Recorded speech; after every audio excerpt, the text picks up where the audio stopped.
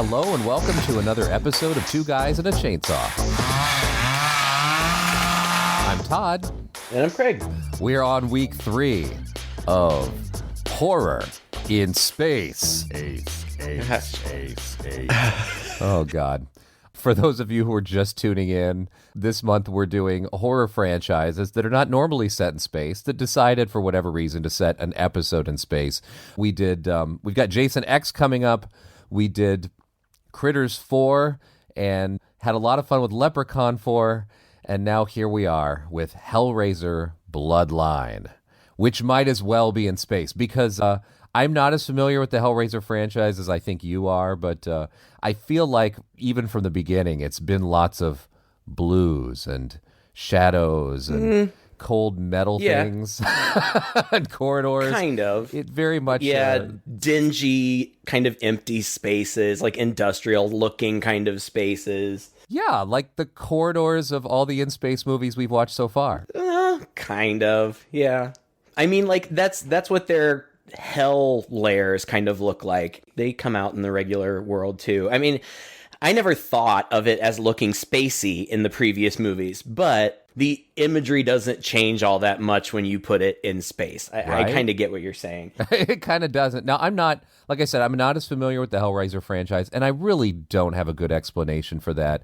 I think Pinhead is a super iconic character just as much as Freddy or Michael Myers. People who haven't seen the movie, they know who he is. They might not know all the details, but they've seen the face. They know he's a horror icon. I don't know why I haven't really seen the movies. Maybe it just, the appeal wasn't really there. These movies always struck me as being very, very serious horror. They're not jokey. They're pretty brutal and violent. And I don't mind that. Obviously, I like the brutal and violent stuff too. I like the serious stuff. But as opposed to, say, Friday the 13th or Freddy, they have their own mythos. They kind of follow their own tropes. I guess the whole idea. Now, I've seen the first one, which we really enjoyed, and we did that here on this podcast. Mm-hmm.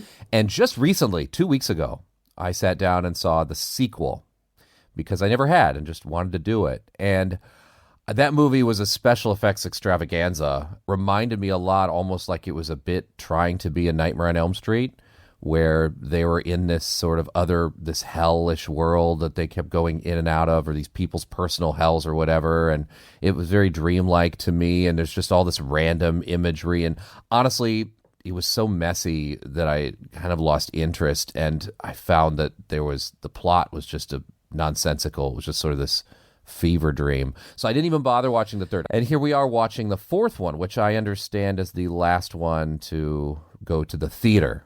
And after this, all, 6 or so sequels? There's a million of them. There's a bunch. I don't know. They all went direct to video, I think, after this. So this was the last gasp for the theater. But the franchise, obviously, it either has loads and loads of fans, so it continues to make money, or this is another one of those Children of the Corn situations where whoever owns the rights to it has to keep making movies every few years or they lose it. I'm not sure which that is. But yeah, we're even getting a reboot, aren't we? Already had it, yeah. Yeah, it already happened. Mm-hmm. And it was good. It was different. I don't know. I liked it. It was a good movie standalone.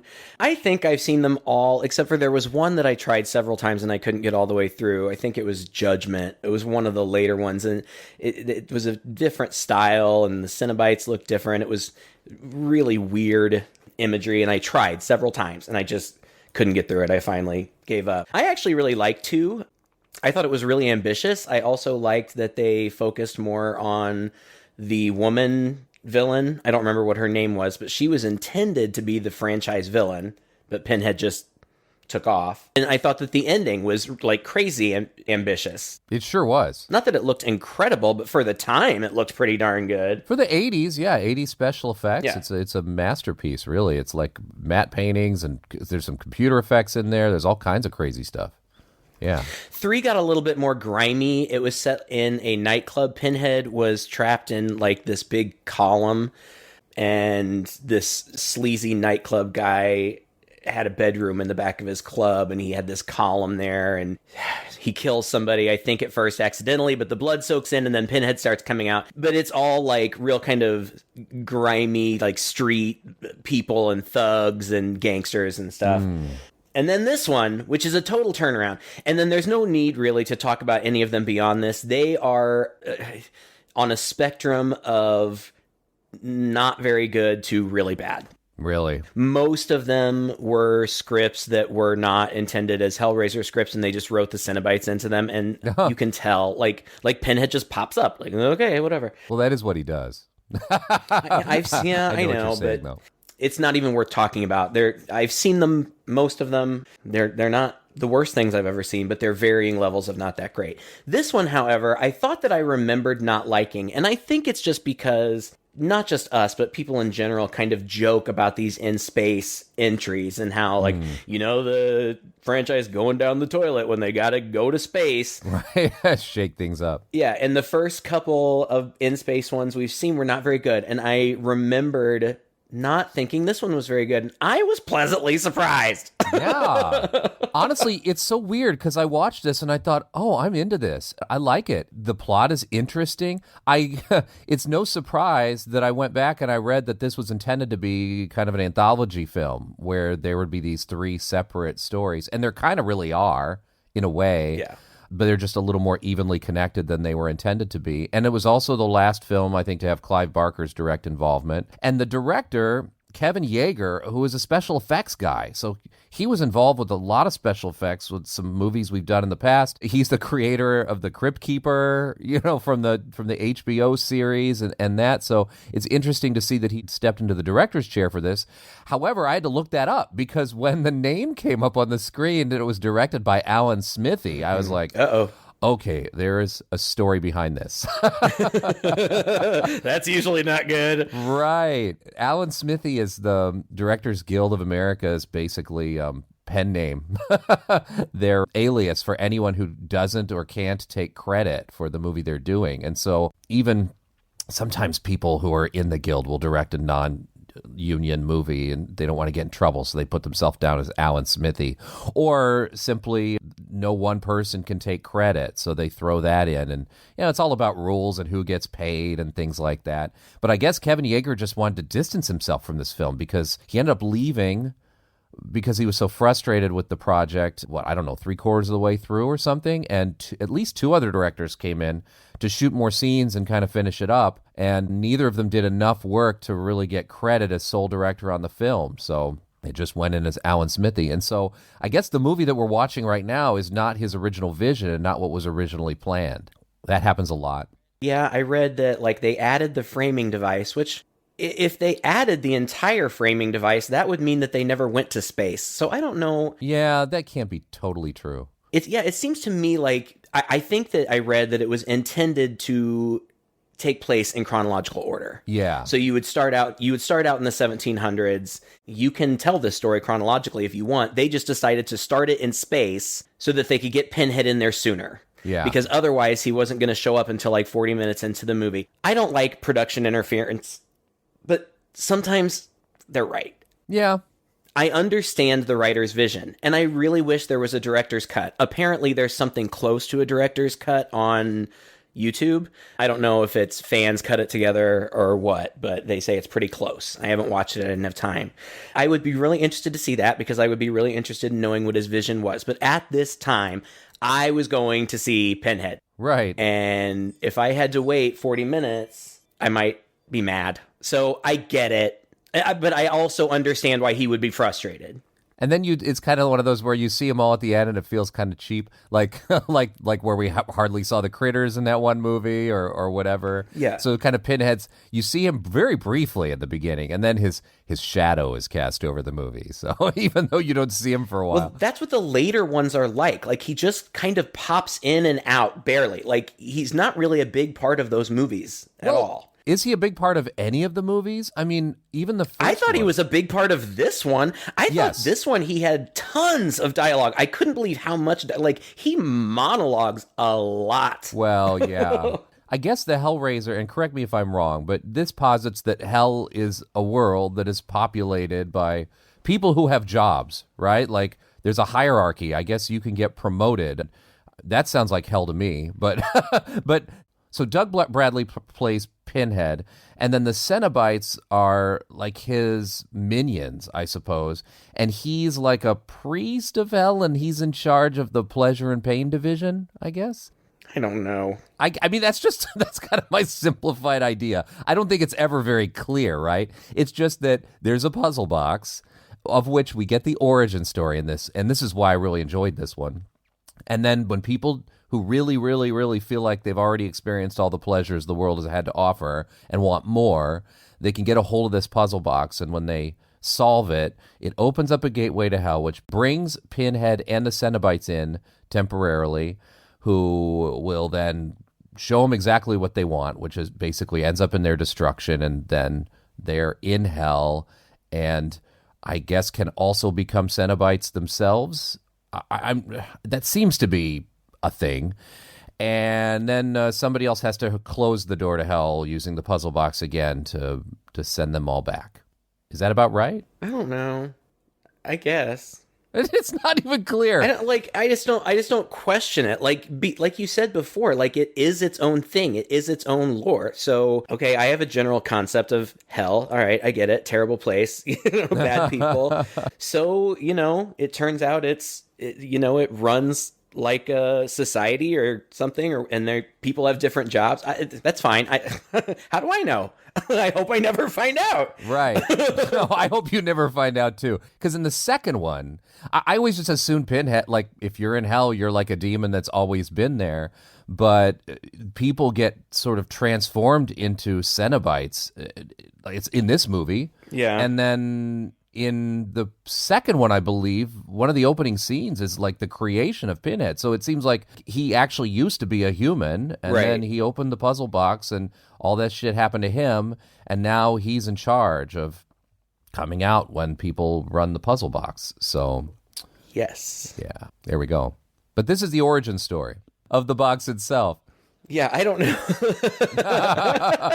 I don't know what to tell you. Like, Pinhead, they're Cenobites. Like, that's what they do. They come out and they shoot chains and hooks at you, and they flay you. And hell has a lot of chains and hooks. It's just filled with it. That's what they do. I don't know why. Why ask why? I want to see a movie about the guy who makes all these chains. There's got to be a lot of forgers and blacksmiths. It's probably they probably use them so much because it's probably really easy to use the same shot over and over again. That's true. Save a little time and money. Yeah, but this is the origin. But like we said, it starts in space. It's the space station Minos in 2027. And the first thing we see is a Terminator without the skin, just the, metal part, sitting crisscross applesauce. Complete with red eyes. With the puzzle box in front of him. And then another spaceship arrives, and the special effects in this movie are so by far and away better than the last movie that we've watched that I don't even know if I can judge them objectively. They are so much better than the crap that we've endured for the past 2 weeks. I mean, from the space scene alone, right? I mean, we saw that really shitty CGI. The Critters had the most horrible CGI. And then Leprechaun 4 had recycled even footage worse from some 1982 movie. Yeah. That was terrible. This was better. So this looks great. And there's this guy on the spaceship, and he uses AI gloves or like Nintendo Power Gloves or something to remotely use that Terminator to open the puzzle box. That's smart. And so it's really smart. I love it. And then there's a scene, not as great CGI, but still fun, of the robot hands like doing the puzzle box. And it starts to open, and the soldiers who boarded the ship are approaching, and the box reconfigures, and the Terminator blows up, and Pinhead arrives. Yeah. And you just hear the guy whose name ends up being Philip, I think. He has several different names because he plays several different characters. But he says, "Long wait, demon, for such a short game." And he says, "Now my curiosity is satisfied and it's time for revenge." But then the soldiers show up and point the gun at him and tell him to freeze or whatever. And he's like, "No, but they're here." And so they put him in a room and interrogate him. Yeah, and we get a little bit of the soldiers back and forth. So this is what happened. It's so great. They just tell us straight out, and that's really helpful, right? So you're telling me that this guy who designed and created this ship went crazy, sent all the crew away, and now we have the most expensive ship in the galaxy, the most advanced ship in the galaxy, with just this one guy at the helm. And I guess that's why they're coming in. Their timing couldn't be worse, I suppose. But we learn right off the bat that I think he tells them, right, that he built the ship as a trap to catch hell and contain it. So he is basically the latest of a long line of ancestors that were responsible for opening the gates to hell in the first place by creating this puzzle box. And he says, I'm going to have to tell you the story. And centuries ago. And we get the oh flashback. My God. If anybody ever says, I'm going to have to tell you a story, and they start centuries ago, I'm going to stop you right there. We don't have that kind of time. I don't have time for this. Right. You know, I think the script went through several rewrites, and then with the reshoots, which really weren't even reshoots, Doug Bradley said it was all new material that they called reshoots. I think that this backstory was one of the things that wasn't in the original script, but made its way in, but is in canon with the original book. I think this Desmarchand in, oldie time France was the guy in the book who built the box. Yeah. Is it about old-timey French people that make evil things? This is I don't know. Isn't Toulon the guy who made the puppets and the puppet master? Yeah. And there's at least I'm thinking about one or two other. The doll maker, was he French or was he German? I don't know. remember from dolls. It seems like this is a common theme. You got to watch out. French history is checkered. Watch out for those French toy makers, people. They're worse than Geppetto. I am a little wary of puzzle boxes, to be honest. Japan,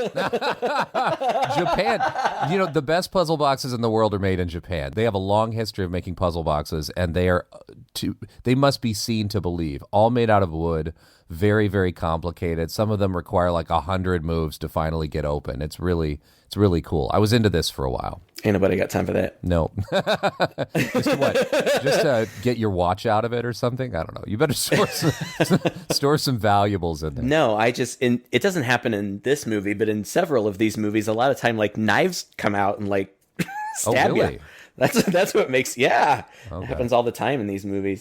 But anyway, so he tells the story about his great ancestor, 1725, who built the puzzle box, and he was doing a commission for this aristocrat or something, Delisle. Mm-hmm.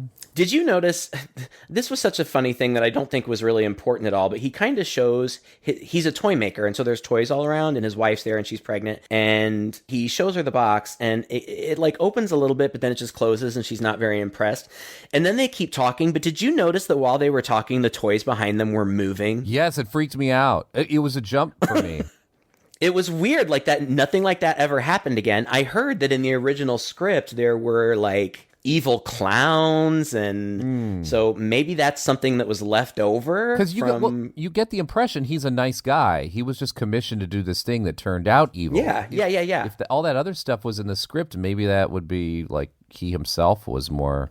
I don't even think the box is evil. I think he takes it to this guy. Yeah. And this guy's a weirdo, like this weird aristocrat and, like pancake makeup and a powdered wig and Marquis de Sade type. Yeah. And he's got a little manservant, Jacques, played by Adam Scott. I totally forgot Adam Scott was in this movie. I was shocked. Honestly, I didn't realize Adam Scott was as old as he is. And so I had to I did a double take, and I'm like, surely that's not Adam Scott. It's just a guy who looks like him. And it turns out, it's one of his first roles. How old is he? He's probably like our age, maybe a little younger. He must be. I don't know. Yeah, I mean, he looks like a baby in this movie. He might be a little older than us.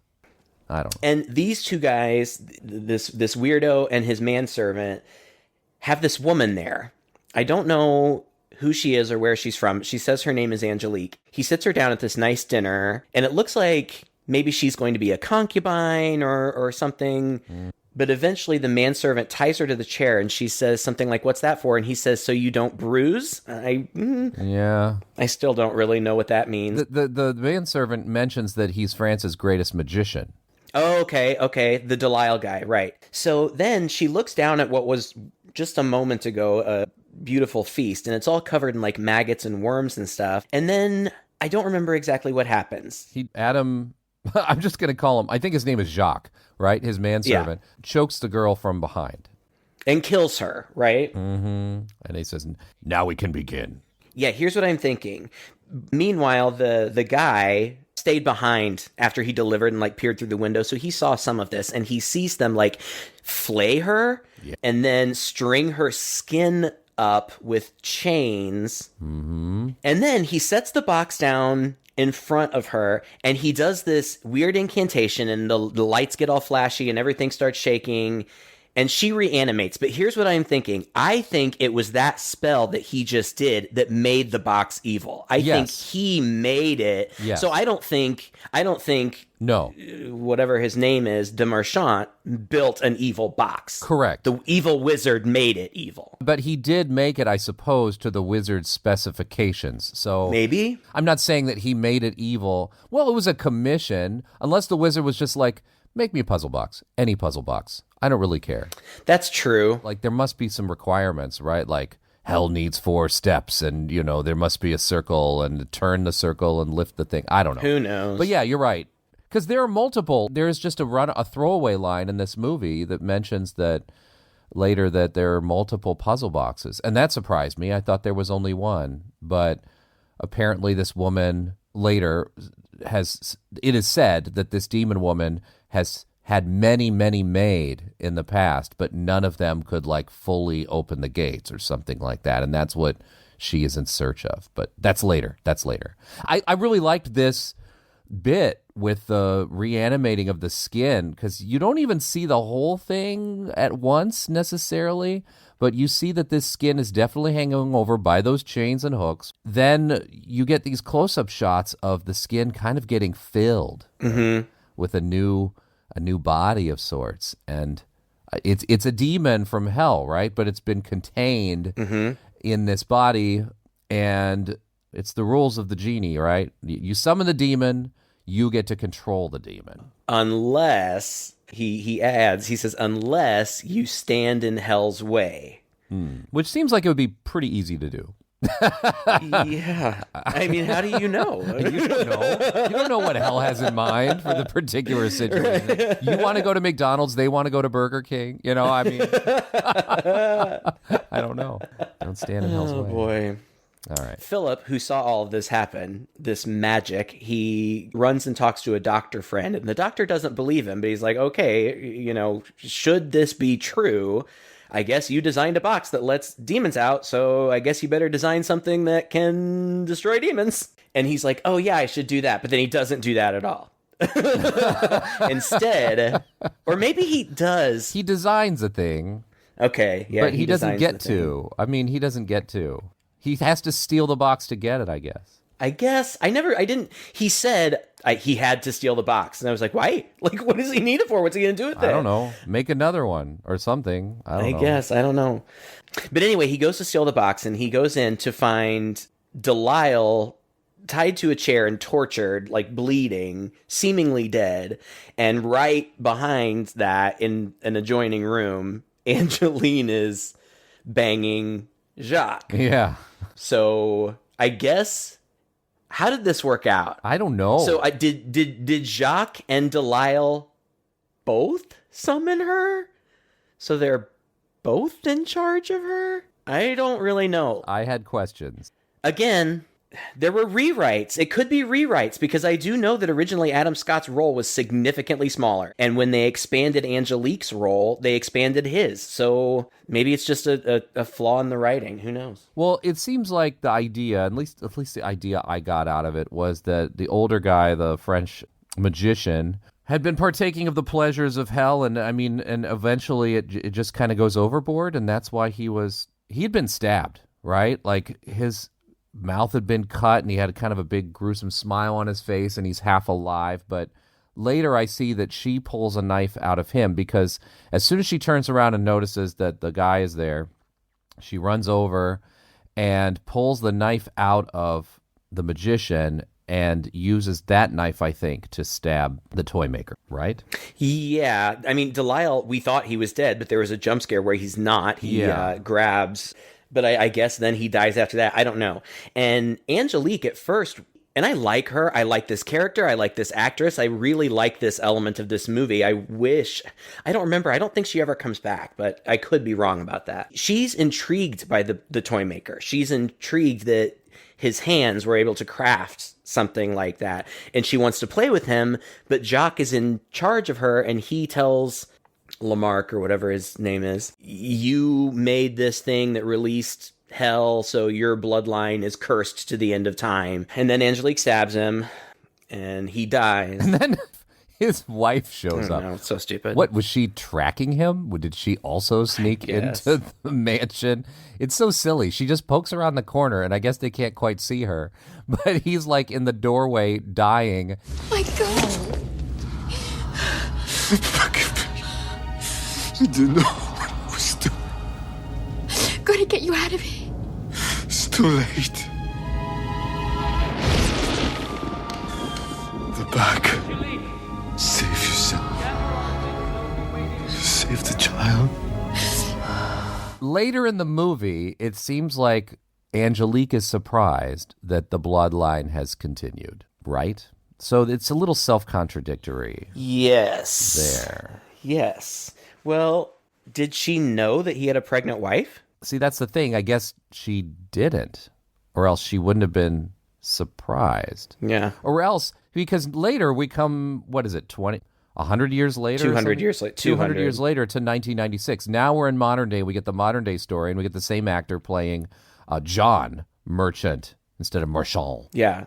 The same actor plays this line in every timeline. I love that. Yeah, I do too. I think it's super fun. And it visually makes it clear what's going on. And he's an architect now. And so Angelique just happens to have a copy of like Architect's Digest. And when she picks it up and looks on the cover, she sees this guy. And that's when she's like, oh, the bloodline's continued. So she has to now have realized it for the first time. Otherwise, for the past 200 years, she would have been tracking his ancestors down and trying to get them to make more puzzle boxes. See, when you look at it too closely, the script is a mess, and it has to be because of all of the changes. Because Le Marchand, or whatever, never got the puzzle box back. So how did it get out of her possession? Yeah. And into the foundation of his building? What that's the dumbest thing I've ever seen. What was that? That's the dumbest thing I've ever seen. Oh my God. Okay, because he's winning an award. He's famous. I don't know. Like, they try to give him like imposter syndrome or something. Who cares? He's plagued by dreams. He's dreaming of Angelique. Apparently she doesn't know that. I guess. Because he dreams of her, and then she's surprised to find that he exists. So I guess it really is just dreams. I guess we need to explain. She asks Jacques permission. No, she says, can we go? I want to see the toy maker. And he's like, no, I don't want to. She said, okay, well then may I have your permission to go by myself? And he said, no, you can't go. And she says, do you want to know why I want to go? And he says, no.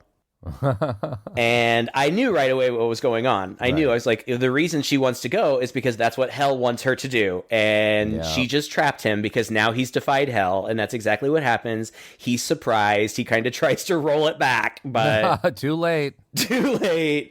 And she tortures and kills him. Yeah. This series, I think, again, I've only seen 3, but especially this movie really relishes in body mutilation. That's a Clive Barker thing. He's big into like BDSM, like big, or he was. I don't know if he still is, but and that's canon. Like, it's the book is very much like that. Clive Barker is a very, very talented guy, and I don't really know much about what goes on in his life now, but he was very dark for a period, I think, both in his work and in his life. Oh yeah. I have a friend who met him. Oh yeah? Yeah, he was shooting some movie. It was like a documentary or something up in Canada, and he was with a production team, and they went to his house and visited him. He said it was trippy.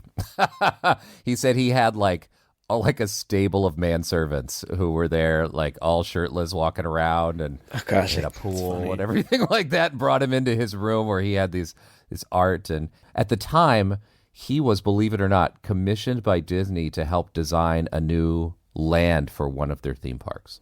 Yeah. And so he had these like mock-ups of, like, he was working on some paintings and things like that. Yeah, he's a really talented artist too.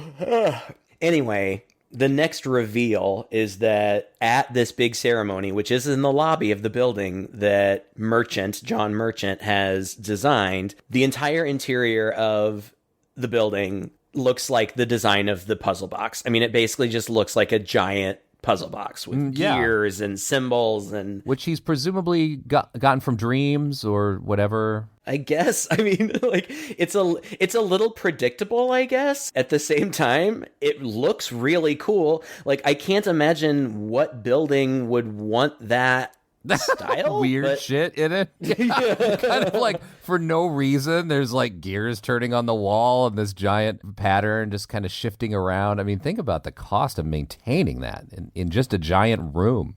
Which I don't know what that room was for, but I mean, the impression I got at the time was this guy, because of his bloodline, because of his dreams or whatever, had unknowingly created a giant puzzle box in the form of a building. Correct. And I think that she knows that. I'm just going to call her Ange because I can never remember her full name.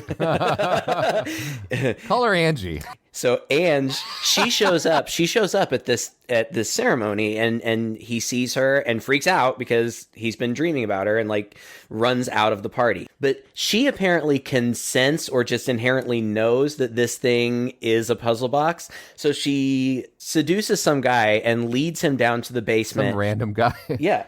And he's like, where are we going? And she's like, I'm just following my instinct or something like that. And she leads him down into this big basement room and tells him to close his eyes. And then she punches a hole in a column and pulls the cube out. So what?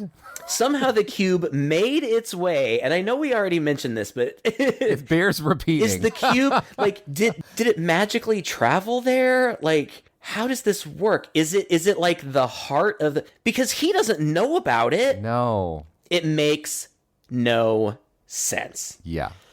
I'm willing to just suspend my disbelief. Fine.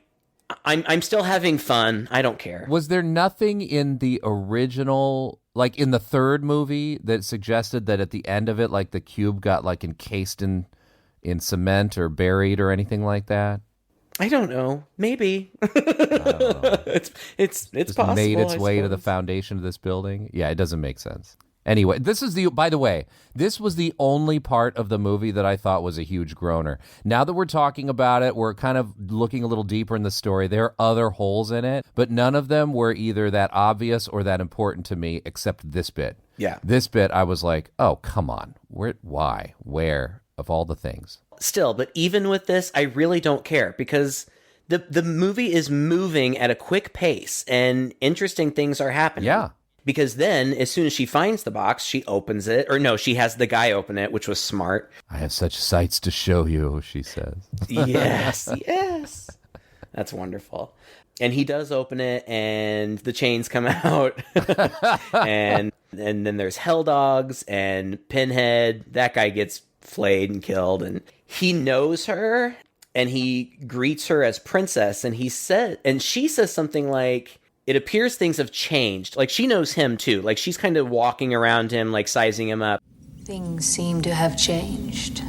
Hell is more ordered since your time, princess, and much less amusing. But that kind of makes sense because she probably doesn't even know him. Because his character was created like in the 30s or 20s or 40s or something. It was during one of the world wars. I'm not sure which one. So, like, I mean, she would probably instinctively know his role, right? But probably wouldn't have met him. And so, it's like coming back to you've left your hometown. You haven't been back for a while. Then the guys come and visit you, and they're like, hey, man, you never would believe, like, that shop is closed, and this guy died and whatnot. It's been so long. It's been 200 years since you've been back to hell. And that's kind of what we have here. Hell has changed in 200 years. I'm telling you, hell is a society just like, It is. shit goes down. I think it is. You know, they elect mayors, they get corrupt, you know, somebody comes in and cleans it up, the local donut shop closes. Well, see, you don't see it in this one, and you don't see it in all the movies, and I don't know that it's ever really explained, but it's a major part of the second one, and it's a major part of the reboot. There's also this Leviathan thing. Yeah. In hell, there's this Leviathan, and I kind of get the sense that it's like in charge. Triangular thing floating in the air. Yeah, and they all like worship it or something. Yeah, I don't know. It's not very clear. It's neat to look at, though. But okay, so now because the hell door has opened or whatever, this room now is their little hell lair, and it's like all foggy, and the hell dog is there, and there's other things that just kind of appear to make it scarier. But he says something weird. He's like, "This is not a room. This is a Holocaust waiting to wed itself." He talks, I think, more in this movie than in any other movie. He talks a lot. He's like the college professor of hell. He gives a lot of lectures. Yeah, apparently in 2175 or whatever this is, he's wizened a lot. And he's less shy. He's more confident. And he'll just tell you what he thinks. He's grown up in 200 years. Yeah. There are some good monologues, like long monologues at the end. Oh. She and he are kind of at odds. Like they both want the same thing, I think, but they're kind of at odds with each other. And they have different ways of going about things. Her way is through temptation. She manipulates and gets what she wants through temptation. He thinks that's stupid. Like it's just so much quicker to just torture people. Yeah. But he lets her try her thing for a minute. But meanwhile, so she's going to do her thing. So she goes and visits John, the toy maker or whatever, and she sees on his wall the design for the demon catcher that has apparently been passed down for 200 years. And he tells her that he's working on it, but with mirrors and lasers, and if you can trap light, then something. Yeah, well, I mean, he doesn't really know what he's working on, right? Like, I mean, that's the funny thing. It's like, he doesn't know there's a puzzle. I mean, I don't think so. He doesn't know there's a puzzle box that can open a gate to hell, and this thing that he's working on will actually close the gates of hell. I don't think. I don't know. I don't know what he thinks he's doing. Well, it's not a very clear design. It's not super technical. It's just, so I mean, well, yeah, it almost seems like he doesn't even know what it is. Because she's like, "It called to you, John. We have great work to do." Okay, and so then he has a sex dream about her, and then it cuts to Pinhead, who's just standing there, and I don't remember what he says, but it's basically just like, "I'm bored. Let's do some shit." Yeah. And then there's this great twins scene. Oh my God. This scene is great. Like, this scene alone, I think, is for the price of admission. And these guys, these identical twin actors are great. They're just great. I honestly, okay, so earlier I said that the series is super self-serious and there's nothing jokey in it. All right, I'm sorry. This is a bit jokey. And in the other movies, not so much in this one, but in the other movies, Pinhead is quippy. Like, he quips like Freddy or Chucky, like little one-liners. Like, right in the later ones? Well, definitely in later ones, but I thought even like in the first one, but I may be mistaken. But anyway. Yeah, so then there's these two twin security guards. David Schulke and Jimmy Schulke are the actors, and I looked them up. I thought, twins in Hollywood, they must be in high demand. And they're handsome. They are. They've only been in 4 movies. They were in Almost Dead before this, and they were in 2 movies after that, and that was about it. So that's kind of a shame. So they end up getting transformed, and the 2 people who play their Cenobite versions are also twins, but not the same guy. Oh, weird. Maybe they were just too charming to be Cenobites. Yeah, maybe. I don't know. They're kind of cute and bumbly, but they also have a cute relationship. They're scared because they're like in Hellland under this building. At one point, they separate just for a second, but then they come back together, and the one brother's like, "I'll never leave you again. You'll always be by my side," or something. Mm-hmm. And then they walk into where Pinhead and Angelique are arguing. They interrupt their argument, and they're like, "Hold it right there," with their guns. Back it up against the wall. You heard him. Back it up. Don't make Barker's put some paint on you. Pain. How dare you use that word? He's got pins in his head. What you think of as pain is only a shadow. Pain has a face. Allow me to show it to you. Ultimately, he walks up to them and he says, I smell your fear. It's screaming, don't separate me from my brother. He says something like, I would never do that. And then this contraption shows up on either side of them. They're standing next to each other, and with hooks and drills, it pulls their faces together and melds them into one thing, and then it like twists their heads around each other. It's wild. It's weird. It's a fun effect, and it looks good. Yeah, it's cool. I like it. You don't get a real clear image of the whole thing at once. You just get these impressions of what's going on, and I would have to say I think that's even more effective.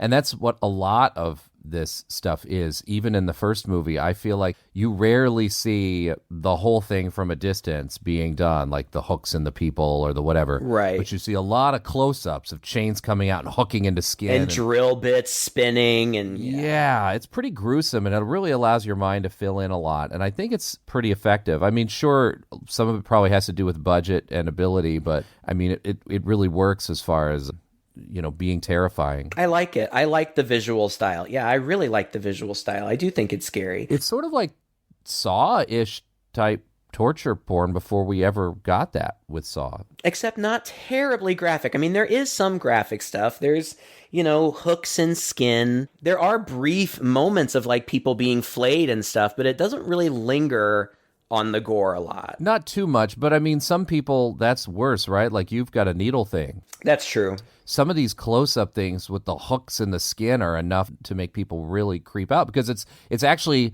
like something that could happen to you accidentally, or, you know, it's just like a more realistic kind of gore, and instead of just like your head getting cut off and things like that. So I think I like this bit. I thought this was interesting. It's a bit of a, just like you said, well, Pinhead's bored and we just needed to get another kill in here, so that's what we do.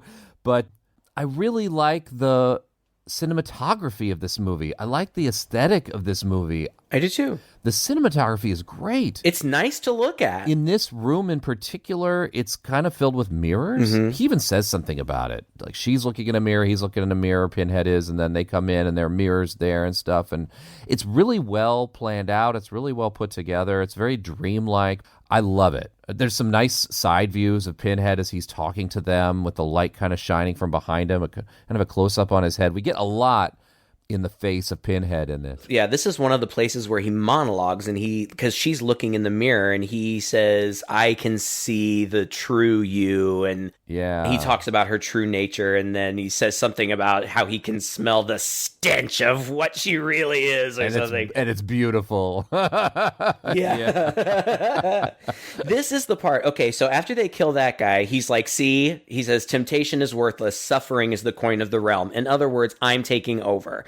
And he says, from what I hear, the worst kind of suffering is the loss of a child. So he's going to go after John's kid. This is the part of the movie where I felt like it got very choppy and it felt very pieced together, because things happen very quickly. The next thing we see, Angelique seducing John, but then immediately we're back to his wife, who I think was played by the girl love interest from Nightmare on Elm Street 2. The girl kind of looks like Meryl Streep. Yep. That's her. And she's in her home, her apartment, whatever, with their son. Their son, I don't know the name of the actor, but the next year he would go on to play Danny in the 1997 Shining TV miniseries. Oh. She goes down to do the laundry, leaves him there, hears a scream, runs up, he's gone. She goes around the corner, looks down the stairs. He's standing there. She says, come here. He says, I can't. He won't let me. Pinhead walks into frame. She says, what do you want? He says, live bait. Then the next thing you see is him holding them in the building, and he leaves the box with them. And then John arrives at their house. Like, how did he even know that?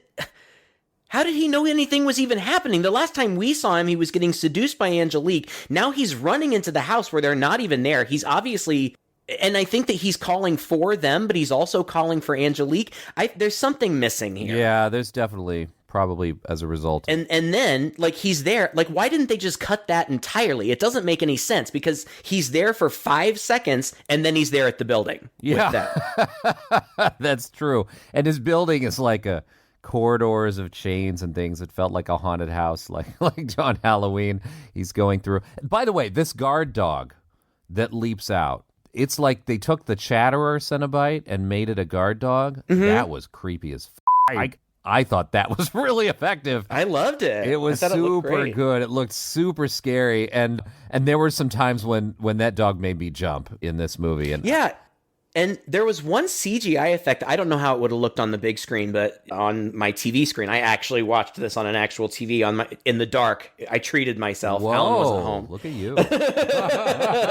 There was one scene. It's later when we get back to space, which we're going to do here real quick. But the dog is chasing one of the soldiers, and it rounds a corner. And it's that classic thing where dogs don't take corners well, and it kind of slams into the wall. Uh-huh. I thought that looked great. I thought it looked fantastic. It actually made that thing look organic and alive.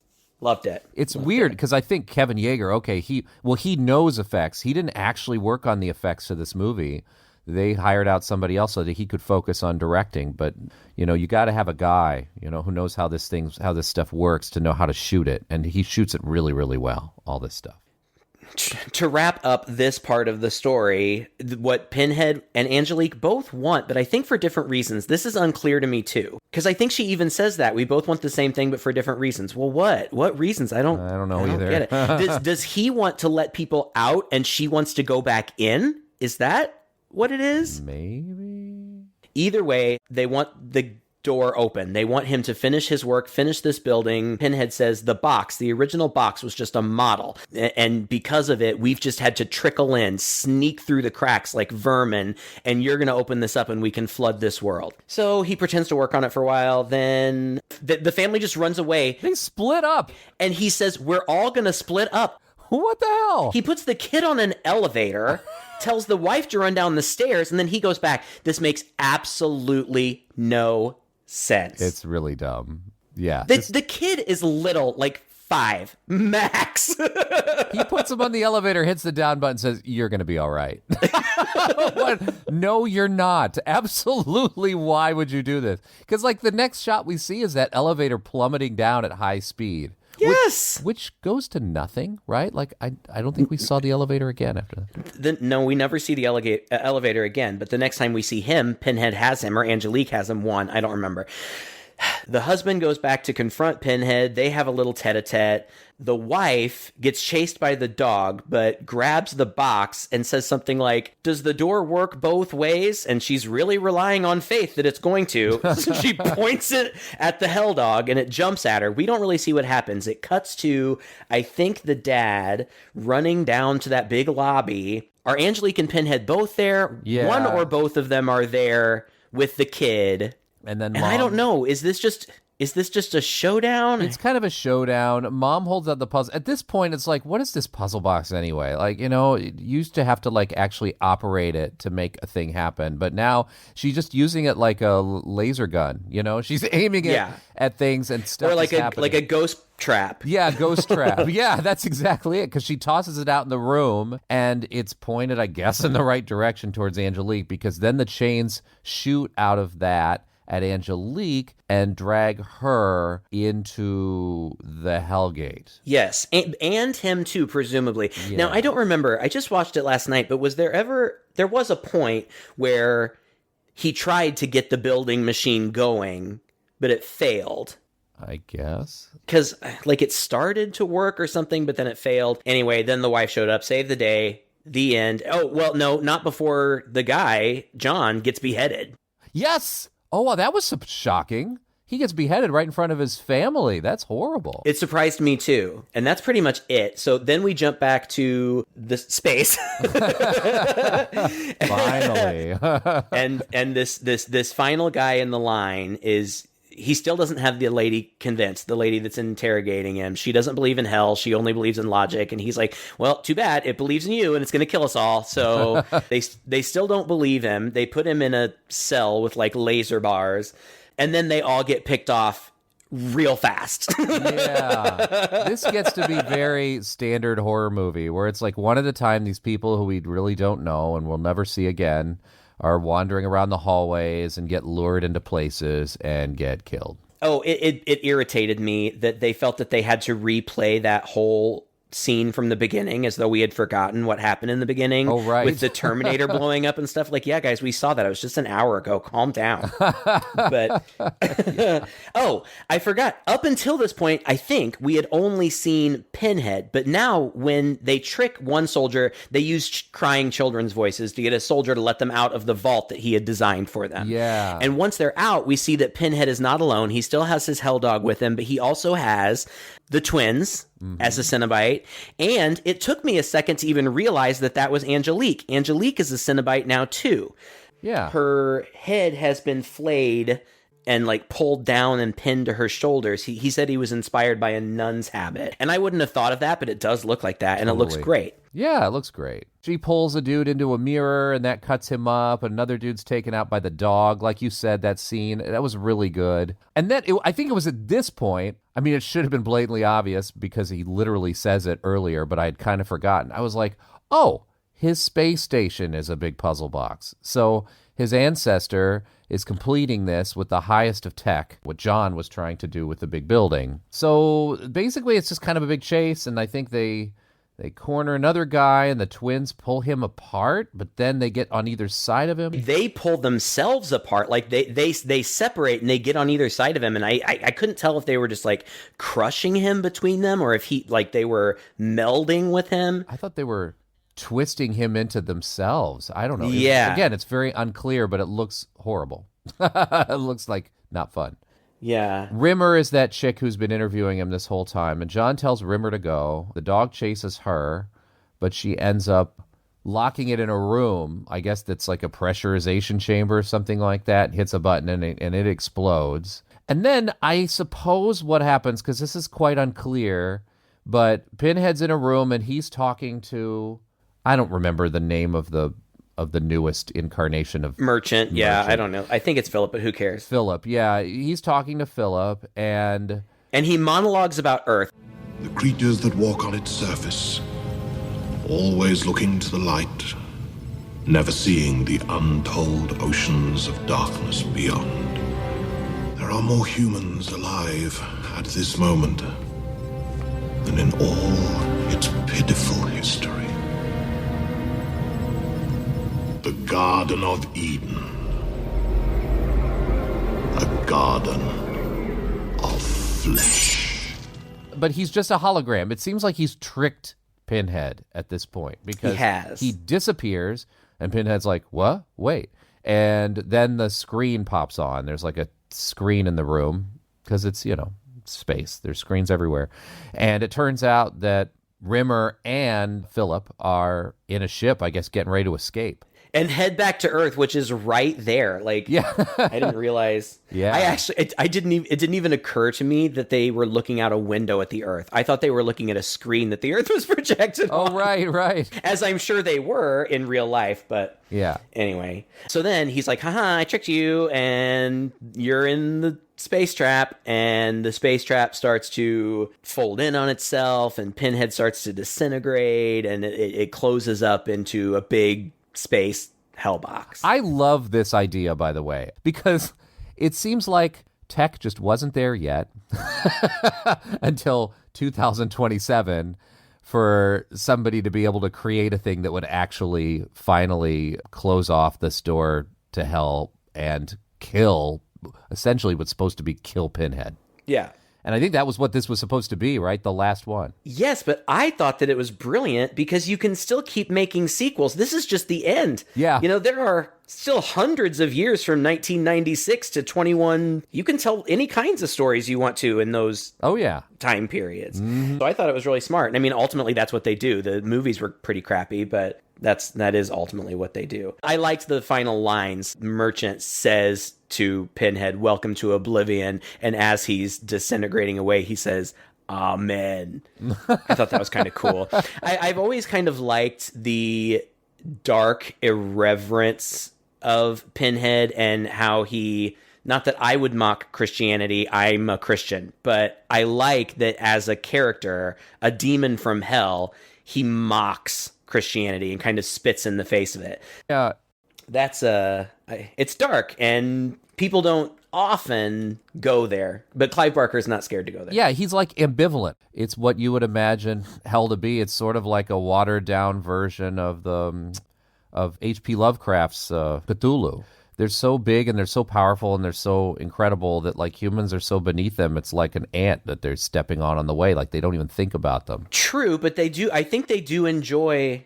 I think he enjoys toying with them. Oh, I think for sure. He's looking forward to going back to Earth to continue to torment people. So I think he gets off on it. I think they all get off on it. I agree with that because they were human once too, right? And this is all this pleasure and pain and like the pursuit of emotion, and that's a very human thing. But ultimately, it's just very nihilistic. Yeah, it is, definitely. And I like that. I mean, do this too. is very unique in the horror movie canon, you know.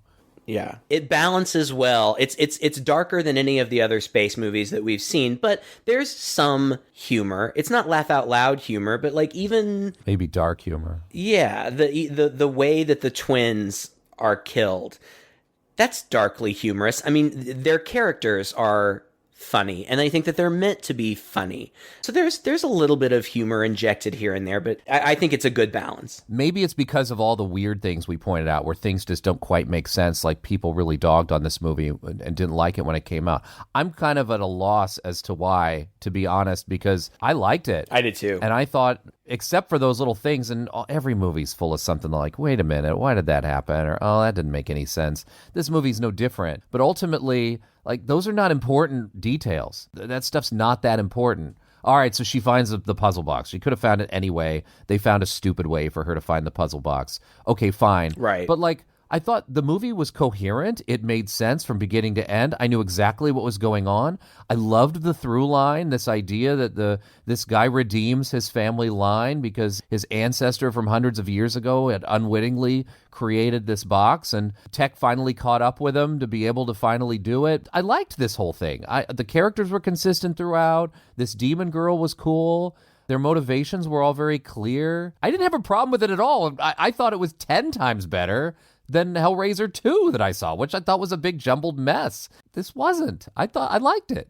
I liked it too. I really did. I don't know why people didn't. Yeah, I don't know. I don't really know why either. Because it was fun to watch, and that's the thing that I'm most invested in. Like, if it's fun to watch, I will forgive a lot. It was scary. I'll forgive inconsistencies. Yeah, it had scary moments. It was great special effects. Never boring. The acting was good. Acting never was boring. great. The acting was good. Yeah. I liked that one actor who played the same, he didn't play the same guy, but he played different generations of the same family. I thought he did a good job. There was a little bit of differentiation in each of those characters. I really liked the actress who played Angelique. Doug Bradley's great. I would recommend this movie. It's by far and away the best one we've seen so far. I'm really excited to talk about Jason X with you. I think that you're going to think it's a lot of fun. But I guess time will tell. I'm looking forward to it being a very different kind of movie. And that's why we chose this one this week. We wanted to break things up in tone. Yeah. And I think we succeeded in that. It's good. I think so too. Someday we're going to write a book about unfairly maligned horror movies, and I think this is going to be one on the list. Yeah, I think it should be. Well, thank you guys so much for joining us for this month of in-space movies. We got one more coming your way next week, Jason X, as we already said. So if you're looking forward to that, please subscribe to us so that you don't miss out on it. Also, let your friends know what we're doing and forward this to a horror friend who you think would also be tickled. You can find us just by Googling Two Guys in a Chainsaw Podcast. Go to chainsawhorror.com, leave us a message, sign up for our weekly newsletter there, and think about joining our Patreon. For just $5 a month, we're releasing mini-sodes. We have book club behind the scenes. We have unedited versions of our podcast, little mini reviews, and lots of other stuff. So if that interests you at all, head over to patreon.com/chainsaw podcast to get a little slice of that action. Until next time, I'm Todd. And I'm Craig. With Two Guys and a Chainsaw.